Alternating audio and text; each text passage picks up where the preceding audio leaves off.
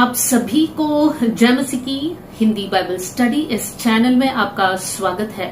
आइए मिलकर एक नया विषय को हम सीखेंगे और आज हम पहला कुरिन्थियों अध्याय 10 आयत 11 को पढ़ेंगे। फर्स्ट कुरिन्थियंस चैप्टर 10 वर्स 11 आपके लिए पढ़ना चाहती हूँ। परंतु ये सब बातें जो उन पर पड़ी दृष्टांत की रीति पर थी और वे हमारी चेतावनी के लिए जो जगत के अंतिम समय में रहते हैं लिखी गई है। यहाँ पर पौलुस कुरिन्थ की कलीसिया के लिए एक पत्री लिखता है और उस पत्री में पौलुस समझाता है कि इज़राइल को देखो, उनके जीवन में जो जो पाप हुआ या उनके जीवन में जो जो गलती हुई वो हमारे लिए एक दृष्टांत है, हमारे लिए एक सीख है। हम उनको देखकर सीखना है कि जो गलतियां उन्होंने किया वो हमें नहीं करना है।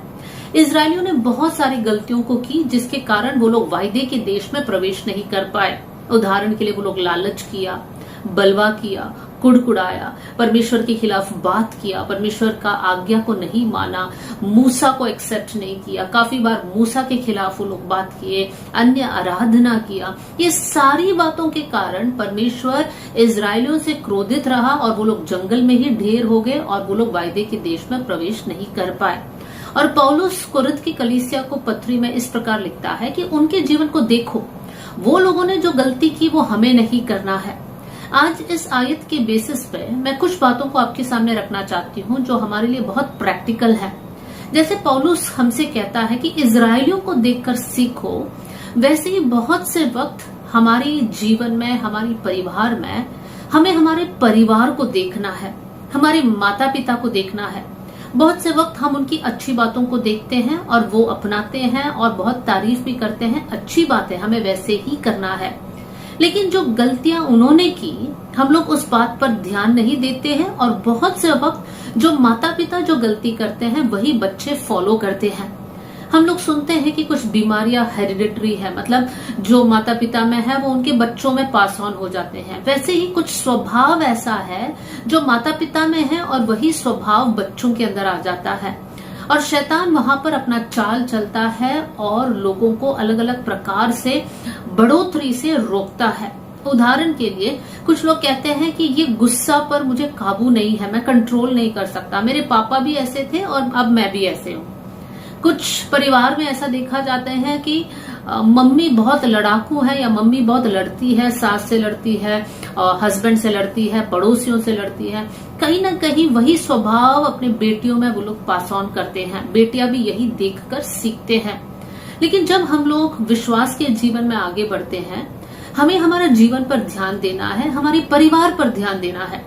बहुत से वक्त हमें पता है कि हमारे परिवारों में कमियां क्या है, क्योंकि कुछ ऐसी भी घटनाएं हैं जहां पर लोग कहते हैं कि मेरी मम्मी बहुत समझदार है, मेरे पापा समझते नहीं है, या फिर उल्टा कहते हैं कि मेरे पापा बहुत समझदार है, मेरी मम्मी समझती नहीं। इसका मतलब ये है कि बच्चे अपने माता पिता के गलतियों को देखते हैं, पहचानते हैं।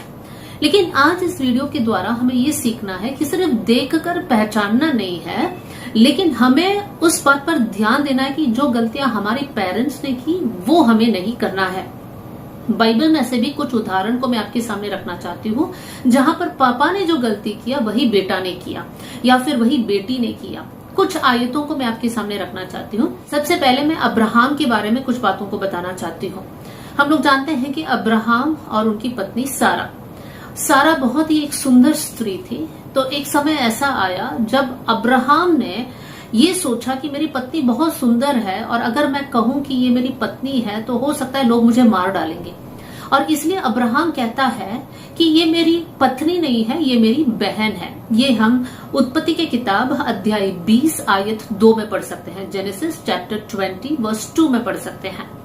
उसके बाद हम देख सकते हैं अब्राहम का बेटा इसहाक की पत्नी का नाम है रिबका भी एक बहुत सुंदर स्त्री है और इसहाक भी यही सोचता है कि अगर मैं कहूं कि रिबका मेरी पत्नी है तो ये देश के लोग मुझे मार सकते हैं, इसलिए मैं ये कहूंगा कि रिबका मेरी पत्नी नहीं है, मेरी बहन है। और ये हम उत्पत्ति की किताब अध्याय 26 आयत 7 में पढ़ सकते हैं, जेनेसिस चैप्टर 26 वर्स 7। यहाँ पर हम क्या देख सकते हैं, पिता ने एक विषय के लिए झूठ बोला और वही गलती बेटा भी करता है। अब्राहम ने जो किया वही इसहाक भी किया।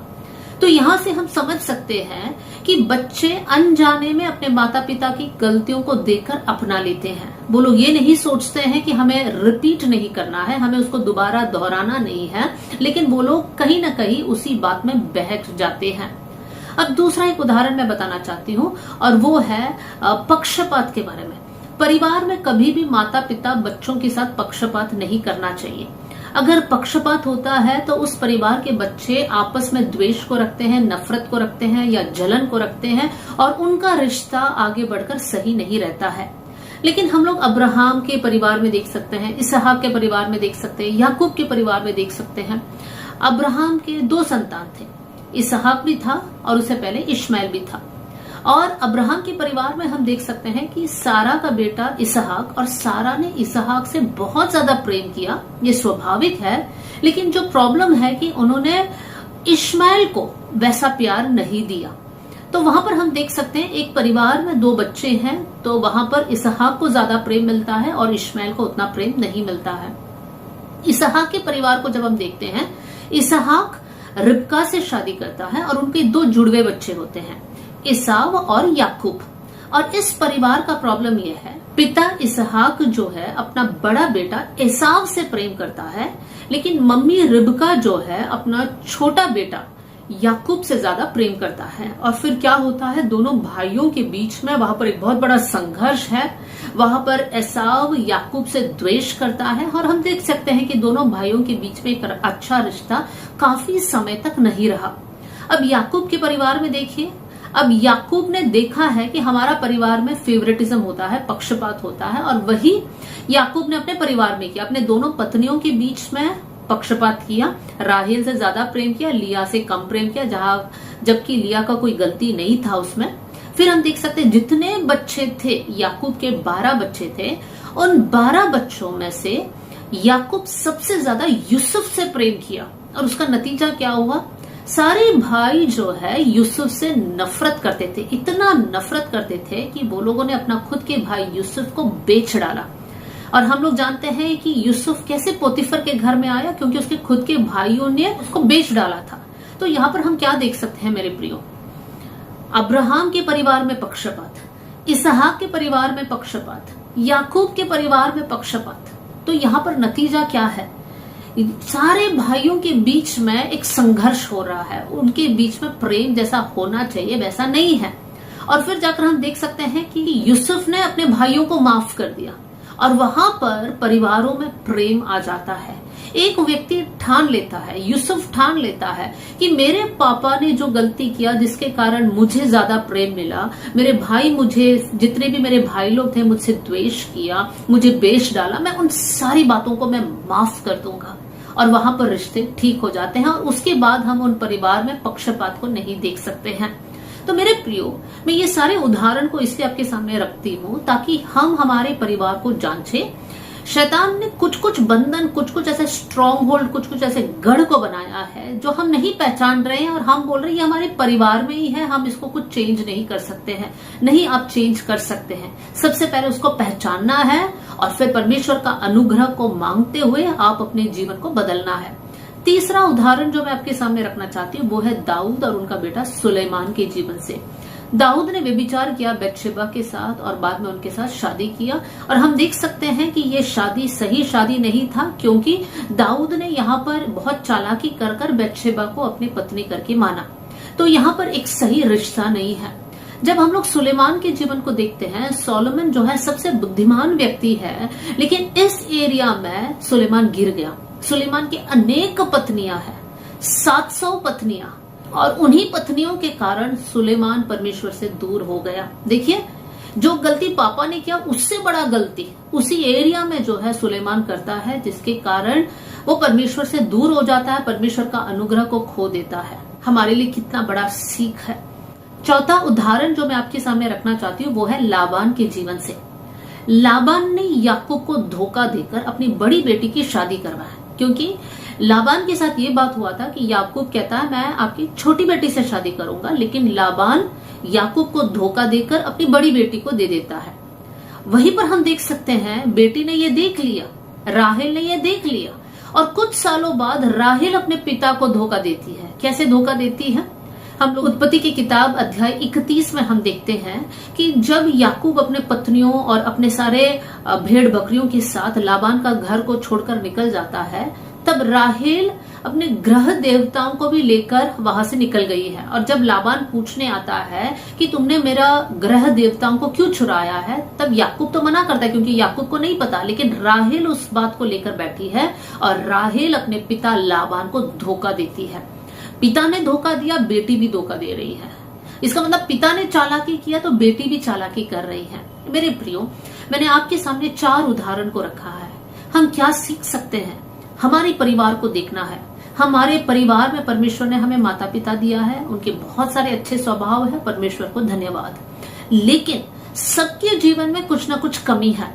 अगर आप ऐसे एक परिवार में पले बड़े हैं जहां पर आपके पापा मम्मी हमेशा आपस में लड़ते रहे हैं, हो सकता है डिवोर्स हो गया, लेकिन कुछ परिवार में ऐसा है कि डिवोर्स नहीं होता है लेकिन लड़ाई तो कंटिन्यू चालू रहता है, तो बच्चे क्या सीख सकते हैं? बच्चे अपने माता पिताओं की गलतियों को देखना है और ये ठानना है कि ये गलती को मैं रिपीट नहीं करूंगी या ये गलती को मैं रिपीट नहीं करूंगा। हाँ, बच्चों के पास वो अधिकार नहीं है कि वो लोग अपने माता पिता को डांटे या सुधारे, हमें वो नहीं करना है, लेकिन हमें हमारे जीवन को पहचानना है और ये तय करना है कि वो गलती को हम रिपीट नहीं करेंगे। कुछ परिवार में ऐसे हैं जहां पर पत्नी जो है अपने पति की गलतियां दूसरों को बताती है, अपने पड़ोसियों के साथ चर्चा करती है या अपने रिश्तेदार या अपने मायके में फोन करके बोलती है। तो आप एक बेटी हो और आपने अपने मम्मी को ऐसे करते हुए देखा, तो वो गलती को आप रिपीट मत करें। आपको पहचाना ये गलत है, ये मेरे परिवार में है, लेकिन मैं ये नहीं करूंगी। और प्रभु से मदद मांगिए, प्रार्थना कीजिए, परमेश्वर आप पर अनुग्रह करेगा। वैसे ही कुछ परिवार में पिता नशे का अधीन होगा और उस नशा के कारण पिता का ये स्वभाव कहीं ना कहीं बेटा में ट्रांसफर हो जाता है। सारे परिवार में नहीं, लेकिन बहुत सारे परिवार में है कि बेटा भी कुछ समय बाद नशा करने लगता है और पिता के पास कोई अधिकार ही नहीं रहा कि वो बेटा से कहे कि बेटा तुझे नशा नहीं करना चाहिए, क्योंकि वो खुद ही इसमें डूबे हुए हैं। और ये जो है पास ऑन हो जाता है। ये जो फैमिली से जो पाप में स्वभाव पास ऑन होता है, ये शैतान का एक चालाकी है। शैतान एक गढ़ बना लेता है, एक स्ट्रॉन्ग होल्ड बना लेता है, जिसके कारण आत्मिक रीति से वो परिवार आशीषित नहीं होता है। आपके परिवार अगर कर्ज लिए हैं, कर्ज में डूबे हैं, आपको ये डिसीजन लेना है कि मैं कभी भी कर्ज नहीं लूंगा या नहीं लूंगी। जितना मेरे पास इनकम है उतना में ही मैं अपने परिवार को चला लूंगी या चला लूंगा। आप डिसीजन लीजिए। अगर कोई परिवार में व्यभिचार का पाप हुआ है, संभावना बहुत है कि अगला पीढ़ी भी व्यभिचार करेगा। मेरे प्रियो, मैं ऐसे परिवार को जानती हूं जहां पर दादा ने व्यभिचार किया, बेटा ने व्यभिचार किया, उनका बेटा ने व्यभिचार किया और प्रभु में होने के बाद भी ये पाप कंटिन्यू हुआ। क्यों? क्योंकि परिवार समझ नहीं पा रहे हैं कि ये शैतान का एक चालाकी है, शैतान का एक चाल है और शैतान विश्वासियों को उसी में फंसा कर रखना चाहता है। तो याद रखिए, अगर जल्दी गुस्सा आता है या जल्दी नाराज हो जाते हैं, निराश हो जाते हैं या जल्दी डीमोटिवेटेड हो जाते हैं, कहीं ना कहीं वो आपके परिवार में रन होता होगा, कहीं ना कहीं आपके परिवार में वो चलता होगा। तो समझिए और उस बात को परख लीजिए और परमेश्वर से कहिए, प्रभु ये मेरे परिवार में है, अब मैं प्रार्थना करती हूँ प्रभु जी, ये आगे मेरे जीवन में, मेरे बच्चों के जीवन में पास ऑन नहीं होना चाहिए। अगर आपके माता पिता बहुत घमंड करने वाले लोग हैं तो पहचानिए कि हम घमंड नहीं करेंगे, बातों में घमंड नहीं करेंगे, दिखावा नहीं करेंगे। कुछ माता पिता ऐसा है जो बहुत हीन भावना, दोष वाला भावना, हम अच्छे नहीं हैं, हम बहुत बुरे हैं, हम काबिल नहीं हैं। हमें यह पहचानना है कि हमारे बच्चे देखकर यही सीखते हैं और उनके जीवन में वो लोग इसी बात को लेकर संघर्ष करते हैं। तो आज हमें समझना है, परखना है और जय पाना है। कैसे जय पाएंगे? सबसे पहले पहचानना है। जब उस बात को आप पहचानोगे, फिर आपको डिसाइड करना है, आपको खुद में ये डिसीजन लेना है कि ये पाप को मैं नहीं करूंगी, ये गलती को मैं रिपीट नहीं करूंगी। और जब आपने डिसाइड कर लिया, फिर आपको प्रार्थना करना है, क्योंकि हम हमारे बल से कुछ नहीं कर सकते, क्योंकि उसके पीछे एक शैतानी शक्ति जुड़ा हुआ है। परमेश्वर आपकी मदद करेगा। तो प्रार्थना कीजिए, आप प्रभु से प्रार्थना करना, प्रभु ये पाप को या ये कमी को मैंने अपने परिवार में देखा है, परमेश्वर में ये दुआ करती हूँ, ऐसे अनुग्रह से मुझे भर दीजिए कि मैं ये पाप को दोबारा रिपीट ना करूं। प्रभु कोई भी शक्ति इसके साथ जुड़ा है तो प्रभु यीशु मसीह के सामर्थ्य नाम से मैं कैंसिल कर देती हूँ। ये शक्ति मेरे जीवन में, मेरे संतानों के जीवन में ना आए। देखिए, प्रभु यीशु मसीह का नाम लेकर उस बंधन को तोड़ना है, तब आप उसमें से छुटकारा पाओगे। और आपको फिर भी सावधान रहना है, क्योंकि शैतान यही चाल आपके खिलाफ लड़ता रहेगा। तो अगर हम लोग ध्यान नहीं देंगे, अगर हम लोग आत्मिक जीवन में सावधान नहीं रहेंगे, तो हम इसी पाप में वापस गिर जाएंगे। तो बड़े ध्यान के साथ हमें हमारी आत्मिक जीवन को आगे बढ़ाना है। तो आज जो वचन हमने पढ़ा वो ये था, पौलुस कुरिन्थ की कलीसिया को लिखता है कि इजरायलियों ने जो पाप किया वो हमारे लिए एक दृष्टांत के समान है, हमें उस पाप को दोहराना नहीं है। आज हम लोग हमारी आत्मिक जीवन में इस बात का भी ध्यान देना कि जैसे इजरायलियों ने पाप किया, हम पाप ना करें। जैसे हमारे माता पिताओं के जीवन में कुछ गलती हुई, कुछ पाप हुआ, वो हम रिपीट ना करें। और अगर आप इस प्रकार के डिसीजन को ले रहे हैं, मैं आपके लिए प्रार्थना करना चाहती हूँ। स्वर्गीय पिता, आज का वचन के लिए मैं धन्यवाद देना चाहती हूँ। प्रभु, ये वचन सुनने वाले भाई बहन के लिए मैं प्रार्थना करती हूँ। प्रभु, अगर आज वो लोगों ने इस बात को पहचान लिया कि मेरे माता पिता की कमियां मेरे अंदर भी है, परमेश्वर पिता, वो लोग इस डिसीजन को लेने पाए कि मुझे इसमें से निकलना है, और मैं उनके लाइफ के लिए प्रार्थना करती हूँ। प्रभु यीशु मसीह के नाम से प्रभु, हरेक स्वभाव, हरेक आदत जो पास ऑन हुआ है, वो यीशु मसीह के नाम से टूट जाए, उनको डिलीवरेंस मिले, एक छुटकारा मिले। परमेश्वर, अब वो लोग उस बंधन के अधीन ना हो, अब वो लोग स्वभाव में वो लोग डूबे ना रहे, अब वो लोग किसी और को दोष लगाने वाले ना बने, लेकिन आपसे छुटकारा प्राप्त कर एक आजाद जीवन को जीने वाले बन जाए। परमेश्वर, एक अद्भुत कार्य हम सबके जीवन में करना। प्रभु, हमारी आत्मिक जीवन को हम लोग बढ़ोतरी की ओर लेकर जाना चाहते हैं, आपका अनुग्रह को हम मांगते हैं। थैंक यू प्रभु, आपने हमारी प्रार्थना सुन लिया। सारा आदर, सारी महिमा आपको देते हुए प्रभु यीशु मसीह के नाम से हम मांगते हैं, आमेन। God bless you. जय मसीह।